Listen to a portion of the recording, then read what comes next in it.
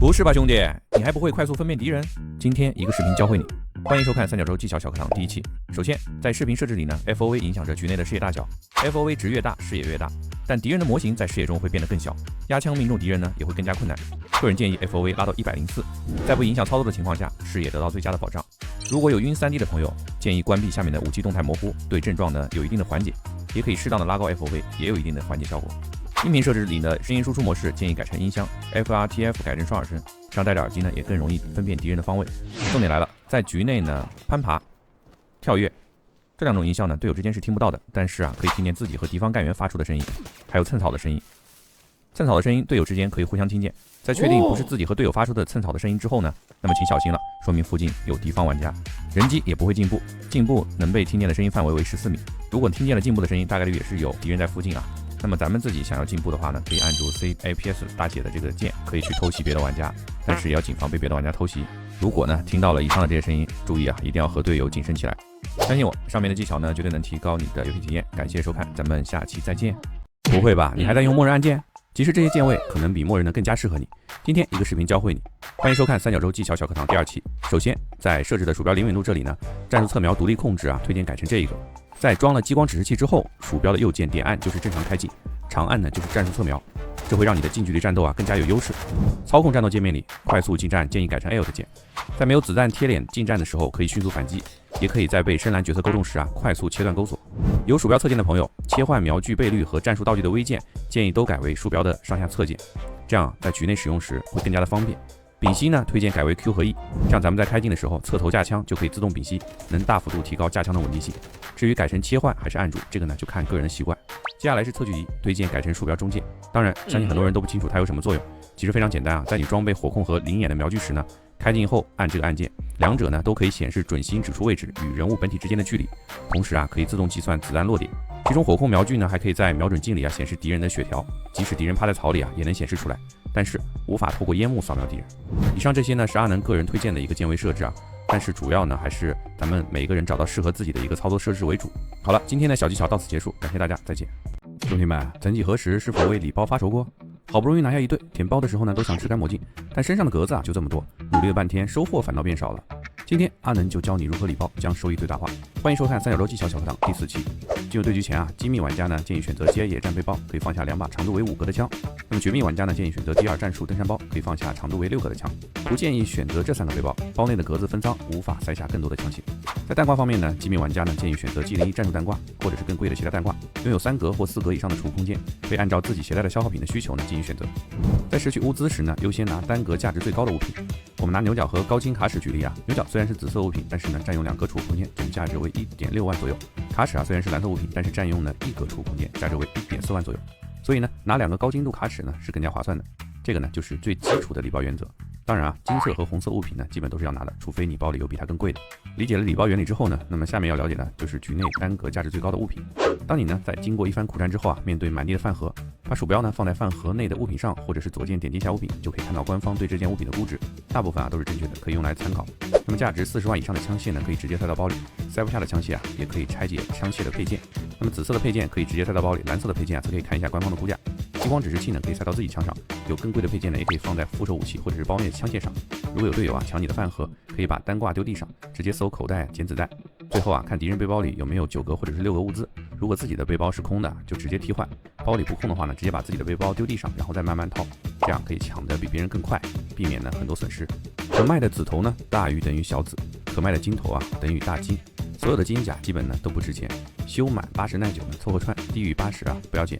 空耐甲上限低于93呢不要捡。红色物品和房卡是最值钱的，那么最次的房卡呢都基本是等于小金。金弹的1颗价值呢都在3000哈弗币以上，建议以最快的速度捡起。金的头甲修，红的头甲修，满耐久呢无脑拿。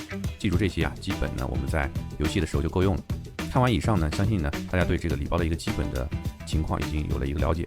那么最后呢，阿能再教大家一个小技巧，那就是左轮加个着风者枪管，这样的话呢，在只占用一个副武器栏位的情况下，可以多装3个贴片、3个激光指示器，以及大部分的瞄准镜呢和前后把，可以让你吃得更多。以上就是阿能个人的一个礼包思路，也希望呢对大家有所帮助。最后呢，还是建议大家多玩几局对游戏熟悉之后呢，那么这个礼包呢一定是非常轻松简单的。今天的视频就到此结束，感谢大家，再见。什么？你还不知道游戏里的快捷键？今天一期视频让你了解游戏里常用的快捷键。欢迎收看阿能的三角洲技巧小课堂第5期。那么我们先从仓库讲起，在仓库页面左键双击物品可以快速携带、放回装备或物资。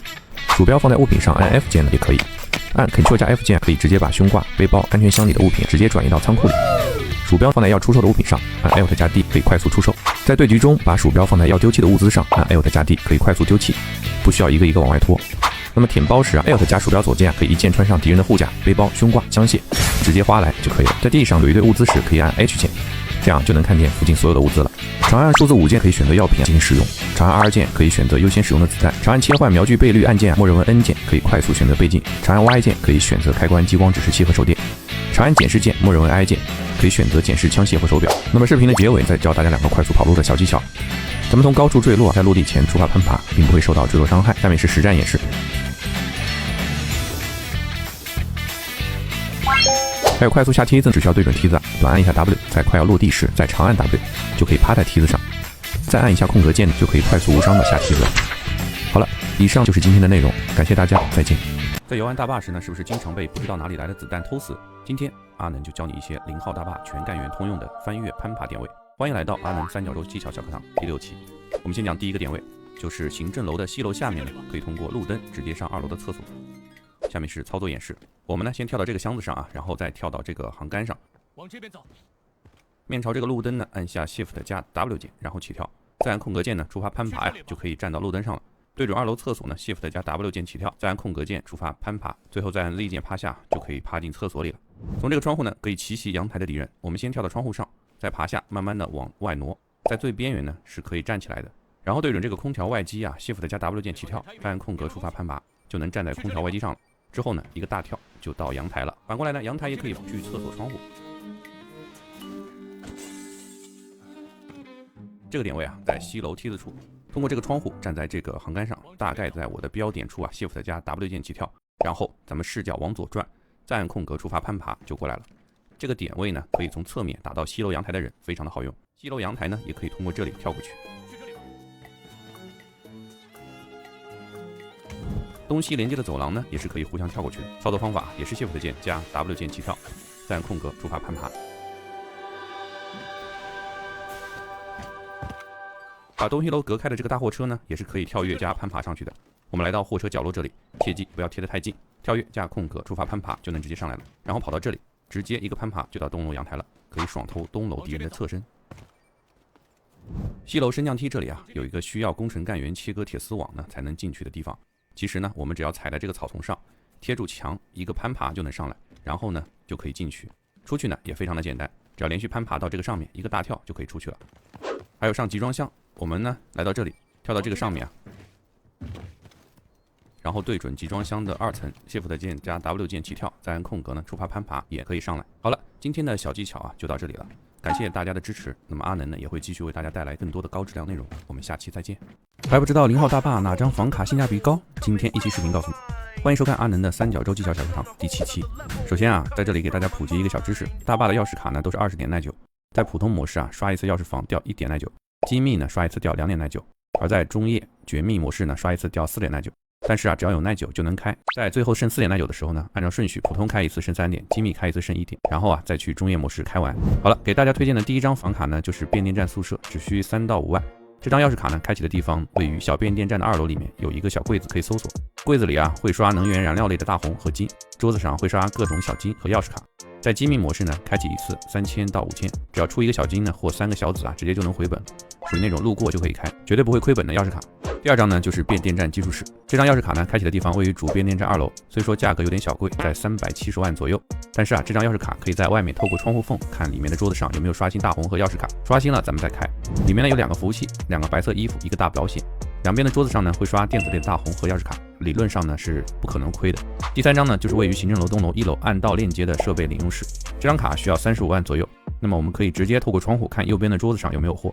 这张桌子上呢会刷新燃料电池类的大金，旁边的架子呢会刷新飞行记录仪之类的大红。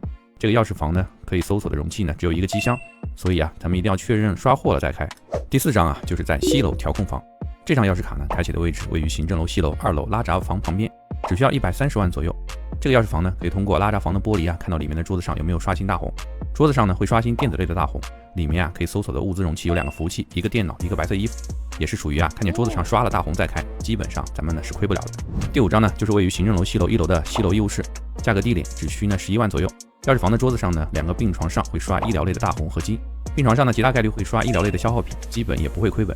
好了，今天的视频呢就到此结束，感谢大家的支持。我会继续为大家带来更多的高质量内容，咱们下期再见。三角洲的画面呢应该如何设置？咱们既能看清敌人，又不影响帧数，两者如何兼得？今天一期视频，阿能教您调节最适合自己的三角洲视频设置。欢迎收看三角洲技巧小课堂第8期。显示模式的话呢，推荐全屏啊，全屏确实会提高帧率稳定性，但是如果电脑的配置不算太高的话呢，局内可能会出现贴图闪烁，一会儿清晰，一会儿模糊的这种情况。这个有一定原因呢，是因为三角洲啊抗锯齿算法的一个 bug， 改成无边框呢可以解决这种问题情况。刷新率根据电脑越高越好，帧率上限无上限，那么也可以选择锁帧啊，看个人的喜好。亮度在点开后呢，会有一个可拖动的按钮，往右边拖动，直到出现这个提示就可以了。锐化就是你看到模糊的地方呢，可以通过拉高锐化去改善，默认的50呢基本的够用，如果还是感觉有点模糊啊，可以适当的拉高。垂直同步开启呢可以避免画面撕裂，但是会有输入延迟，建议关闭。英伟达快速同步跟垂直同步呢是一个东西，同样建议关闭。瞄准镜境内放大开启后啊，开镜帧率明显会降低，建议关闭。FOV 拉高呢给人感觉跑得快，但是敌人呢更小，不好命中，根据个人的需求改。反射质量开得越高啊，物体阴影越多，画面整体也会变暗，建议呢开到最低。纹理过滤质量可以理解成场景贴图，越高呢越清晰，边角不模糊，帧率影响低。环境遮蔽越高呢，场景树木草丛阴影越多，越立体，但是呢游戏画面会越暗，帧率呢影响非常大，建议关闭。粒子效果手雷爆炸等粒子更多，帧率影响小。扭曲质量对画面和帧率呢几乎没有影响，建议开最低。场景视距只会影响远处没有用的花草杂物，帧率影响很高，但不影响看到敌人的距离，这个呢看个人喜好调节。全局光照开得越高呢，野外阴影越少，画面越亮，对室内呢没有影响，对帧率呢没什么影响，建议开到极致。着色器影响花草树木晃动，开得越高，晃动频率越高，越真实，画面越清晰，帧率影响低，看个人喜好，开低还是极致。纹理质量这个影响的呢是物体阴影的立体感，对建模的精细度没有影响，对帧数的影响也不大，建议呢最低。流送质量越高呢，场景越多细节，对游戏啊没有实质性的帮助，建议开最低。阴影质量开得越高呢，人物影子越清晰啊，开低了，影子边缘呢是模糊的，帧率影响低，看个人喜好调节。阴影贴图分辨率树木等的影子分辨率开得越高呢，树木之类的影子越真实，帧率影响较大，建议呢开到最低。后处理开得越高，游戏整体阴影越少，画面更明亮，对帧数呢有一定的影响，电脑配好的同学呢可以开得高一点，阿能这里建议极致。体积物质量对画面呢几乎没什么帮助，但是会消耗大量的电脑性能，极大的影响帧率，建议开到最低。动画质量这个就是开局播放的过场动画和撤离时的过场动画，对帧率呢几乎没有影响，开高或者开低呢全看个人喜好就行。超分辨率方法这个设置呢开启可以看到帧数明显的大幅度提升，但是呢大力水手本质呢也是在游戏输出画面，画面输出在显示器中间加了一个降分辨率啊，在使用硬件进行超渲的过程会影响画面的输出延迟。把英伟达的 Reflex 开启呢，再牺牲一点帧数来换降低延迟，就可以达到相对平衡的效果。低配机器呢或者中配机器啊，对于帧数表现不满意的，无脑开就对了，玩得舒服肯定是最重要的。高配机器呢，我推荐还是关闭超分辨率，然后同时呢开启 Reflex。视频的最后呢，也给大家带来我自用的 N 卡滤镜设置推荐。那么我们进入游戏呢，按 Alt 加 F3 切出 N 卡游戏滤镜，然后单击写着5旁边的这个方框，在可用滤镜下方选择 RTS 动态亮丽、曝光、对比度、颜色，把它们添加到活动滤镜这一栏，然后点开，像我这样设置呢就好了。如果觉得有点刺眼的话，可以把曝光和灰度呢拉低一点。好了，以上呢就是阿能针对三角洲的个人的视频设置建议。那么具体呢应该怎么调还是根据自己的电脑配置以及个人的喜好去调就好。今天的视频呢到此结束，感谢大家的支持，我会呢继续给大家带来更多的高质量内容，我们下期再见。欢迎收看本期的阿能快报。今天呢主要讲一下 S5赛季的一些资讯总览。首先呢是以往的303安全箱体验卡呢会全部失效，无法再用之前的方法卡时间了。S5赛季的303任务总数为77个，说是呢学如雷儿，但是具体呢还是看新赛季开始后的游玩体验。我们进入各种难度的物资携带上限呢也修改了，常规150万，精密300万，绝密600万。绝密呢想要单参的玩家呢可以带入更多的备战物资。其次呢这个对武器平衡性的改动挺大。在改枪方面呢，不能再无脑的去堆狙枪稳定性，然后靠屏息压枪了。射手步枪呢，除 M14外呢，几乎全部加强，水平后坐力呢几乎感受不到。K437降低了7点的基础操控速度。MP7呢，腰射精度降低。S2呢也算是回归了它作为高级武器呢该有的数值。现版本呢作为进阶武器的 PSG， 满改后啊，枪口的初速比同类武器呢都高一截，导致呢 SR 跟个小丑一样。腾龙突击步枪呢再次加强，或许呢会成为新赛季的新神啊，可以值得期待一下。武器配件呢也有很多调整，其中最逆天的呢是先进多口径消音器，不仅呢新增了水平后坐力控制啊，还有了水平开火稳定性控制，同时呢加了有效射程。不敢想象新赛季的时候呢，这个配件呢会多么的超模。然后讲一下干源的调整啊，红狼的手炮发射声音传播距离呢更远，可能是因为红狼啊炸车雷点这个玩法做出的调整。威龙的喷气冷却时间呢增加了5秒，被动的内置冷却时间呢也会展示出来。现在呢威龙也可以斜着喷气了。无名开大后的移速加成从 10% 增加到了 15%， 只能说呢神秘垫脚男呢这波加强聊胜于无啊。鼓呢迎来了大加强啊，大招更容易命中，毒烟呢可以更快的生效。肾上腺素开启时呢新增效果可以短时间的移除装备带来的负面效果。牧羊人呢削弱，声波陷阱呢可以被听到的声音范围扩大。乌鲁鲁呢增强燃烧弹的范围啊增加。深蓝啊在勾倒地队友或者是盒子时呢可以直接将其背起，这样啊就可以更方便的救起跳水车的队友。当然呢落水没人要的盒子呢也更容易吃到了。然后呢，咱们看一下这个新的近战武器北极星，是一把弹簧刀啊，跟老太有很深的关联。看官方演示呢，刀头可以带走呢3级头以下的小兵。S5赛季啊，确定呢会和明日方舟进行联动，联动内容呢有专属的局内活动，罗德岛的特殊补给箱，打开呢可以获得专属的收集物啊。局内呢会有方舟音乐播放器出现，启动后呢可以播放方舟的音乐。烽火地带地图内呢会出现一些小彩蛋，活动期间通过完成任务啊可以获得联动的专属武器挂饰等物品。7月份呢可以通过活动获取第1把联动枪皮，8月份呢有第2把。新赛季呢通行证啊有一款风衣的联动新皮肤送藏人，然后呢在7月、8月、9月呢会有3款联动的红皮。新赛季的曼德尔砖皮呢给到了腾龙和 AOG， 图灵砖呢是阿萨拉兵种啊，隐藏馆呢是赛义德。还有呢就是新增的地图潮汐监狱啊，目前呢咱们体验服只有绝密难度，是否有其他难度呢还得看正式上线的一个情况。这个地图呢非常绕很复杂，如果新赛季的33任务跟新地图绑定啊，可能呢会存在机密模式的难度。好了，以上呢就是本期的内容，这里是爱你们的阿能，咱们下期再见。为什么敌人可以更快的找到你，而你却傻傻的分不清敌人在哪里？今天一期视频教你分辨敌人方位的小技巧，欢迎收看阿能三角洲技巧小课堂第3期。三角洲 S4赛季的声音系统呢已经优化了很多，这里啊是你在没有任何听力加成后的默认听力范围。一些重要的声音设置呢，在技巧小课堂的第1期里啊，咱们已经大致讲过了。如果有兴趣的话呢，可以跟着视频去进行一些调整，能让你在局内听到的声音啊更加清晰。同时，想要在局内更准确的判断敌人的位置，我们就不能呆呆愣愣的只听声音，我们需要啊多转动几次视角来更清楚的判断敌人所在的方位。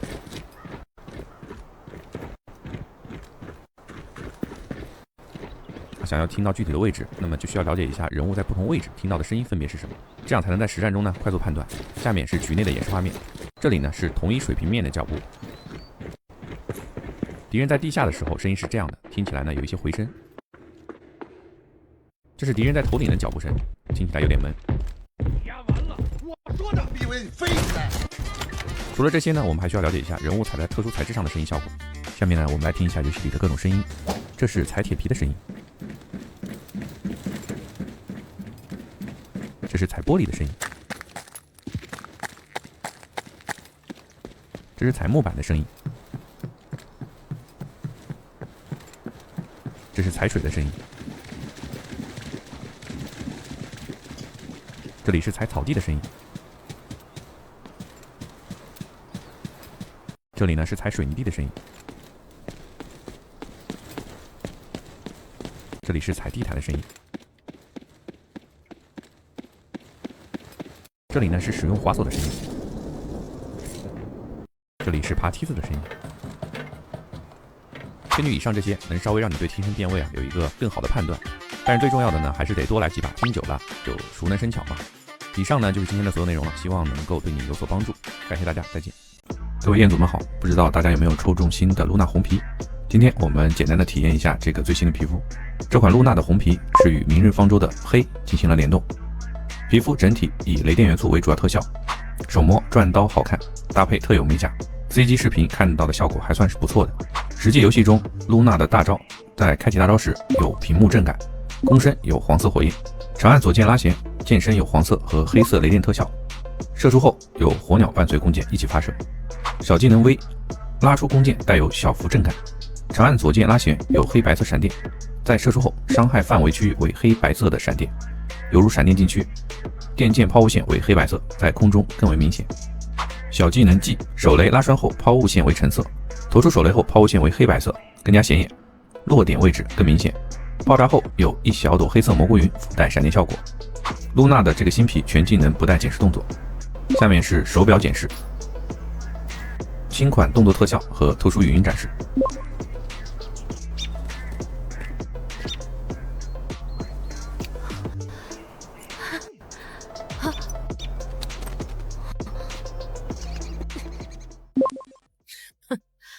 才这点人，他们跑不了。